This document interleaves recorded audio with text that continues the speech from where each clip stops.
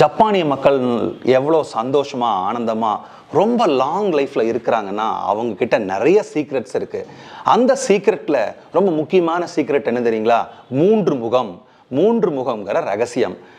இந்த மூன்று முக ரகசியம்னா என்னன்னா, ஒவ்வொரு மனிதனுக்கும் மூன்று முகங்கள் இருக்குது. ஒன்று சமுதாய முகம், ரெண்டாவது குடும்ப முகம், மூணாவது அந்தர்முகம். சரி, இப்போ நான் அதை புரியுற மாதிரி சொல்கிறேன். சமுதாய முகம்னா என்னென்னா, நம்மளை சுற்றி இருக்கக்கூடிய நம்ம உறவினர்களுக்கும் நம்ம ஃப்ரெண்ட்ஸுக்கும் நம்ம வேலை செய்கிற இடத்துல காமிக்கக்கூடிய ஒரு முகம் தான் சமுதாய முகம்.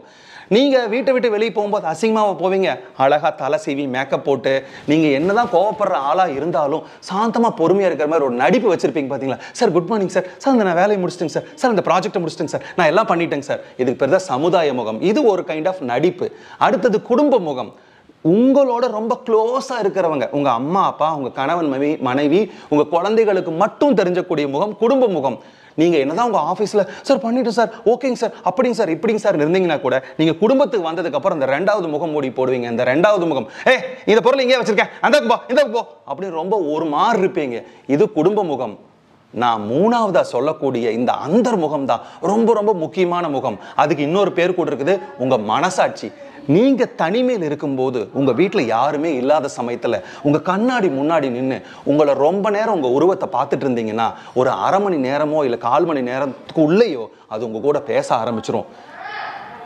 நீ தானே பொய் சொன்ன, நீ தானே அவனை மாட்டி கொடுத்த, ஏன்டா அப்படிலாம் பண்ணுற, உன்னோட செயல்களெல்லாம் மாற்றிக்கடா அப்படின்னு உங்கள் கூடயே கம்யூனிகேட் பண்ணி உங்களை பயமுறுத்தக்கூடிய ஒரே முகம், ஒரே ஆள் உங்கள் அந்தர்முகம் மட்டும்தான். அதனால தான் யாரை ஏமாத்தினாலும் உங்கள் மனசாட்சி மட்டும் ஏமாற்ற முடியாதுன்னு எல்லா சமயத்தில் இருக்கக்கூடிய பெரியவங்க சொல்கிறதுக்கு காரணம் அதுதான்.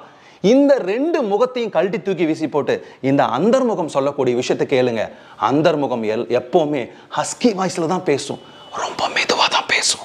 அதனோட சத்தத்தை கேட்கணும் அப்படின்னா இந்த ரெண்டு முகம் கொடுக்கக்கூடிய சப்தத்தை கொஞ்சம் கம்மி பண்ணணும். அதை கம்மி பண்ண அந்த அந்தர்முகம்ங்கிற சப்தத்தை நீங்கள் கேட்க ஆரம்பிச்சிங்கன்னா, உள்ளொன்று வைத்து புறமொன்று பேசுவார் உறவு களமாமை வேண்டுங்கிற மாதிரி அது இல்லாமல் அகத்தின் அழகு முகத்தில் தெரிஞ்சு நீங்கள் ஆரோக்கியமாக சந்தோஷமாக இருப்பீங்க.